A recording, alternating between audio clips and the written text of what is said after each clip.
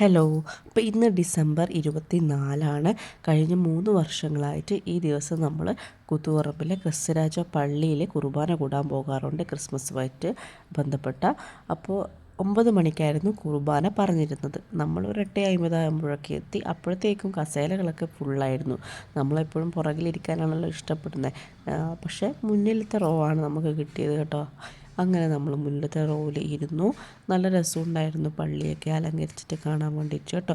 അപ്പോൾ ഈ ക്രിസ്ത്യൻസിൻ്റെ ഒരു പ്രാർത്ഥനയുടെ പ്രത്യേകത, നമ്മളിപ്പോൾ അമ്പലങ്ങളിലൊക്കെ പോയി കഴിഞ്ഞാൽ നമ്മൾ അങ്ങോട്ടേക്ക് പ്രാർത്ഥിക്കണം. ചിലപ്പോൾ പ്രാർത്ഥിക്കുമ്പോൾ പല പല ചിന്തകൾ നമ്മളടുത്ത് വരും. പക്ഷേ ഇവർ ശരിക്കും ഒരു പ്രാർത്ഥനയ്ക്കായിട്ടുള്ളൊരു എൻവയറമെൻറ്റ് ക്രിയേറ്റ് ചെയ്ത് കൊടുക്കും. ഇപ്പോൾ അച്ഛനാണെങ്കിൽ പ്രാർത്ഥിപ്പിക്കും, പ്രാർത്ഥന പറയും, പ്രാർത്ഥന അവരെ കൊണ്ട് ഏറ്റു ചൊല്ലിപ്പിക്കും.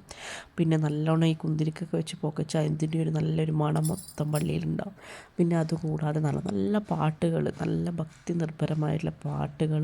അപ്പോൾ ഇതിൻ്റെയൊക്കെ ഇടയിലാണ് അച്ഛൻ്റെ ഉപദേശങ്ങളൊക്കെ തരുന്നത്. അപ്പോൾ ഇതൊക്കെ വേഗം നമ്മൾ മനസ്സിനെ ശാന്തമാക്കി, അപ്പോൾ ഈ ഉപദേശങ്ങളൊക്കെ പെട്ടെന്ന് നമ്മൾ മനസ്സിൽ കയറാൻ സഹായിക്കുന്ന പോലെ എനിക്ക് തോന്നി.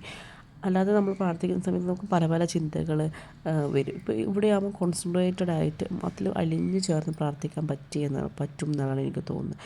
പിന്നെ ഈ കുർബാനയ്ക്ക് ശേഷം ഒരു സ്നേഹ വിരുന്നുണ്ട് ഇവിടെ. അപ്പോൾ ഇത് ചെറിയ ഇടവകയായതുകൊണ്ട് ഇവിടെയുള്ള ഓരോ ആൾക്കാർ അവരവരുടെ വീട്ടിൽ നിന്ന് ഓരോരോ കടികൾ, ഒരാൾ കേക്ക്, ഒരാൾ ഡേറ്റ്സ് കേക്ക്, ഒരാൾ കിണ്ണത്തപ്പം, അങ്ങനെ ഓരോരുത്തരാണ് അതൊക്കെ കൊടുക്കുന്നത് കേട്ടോ.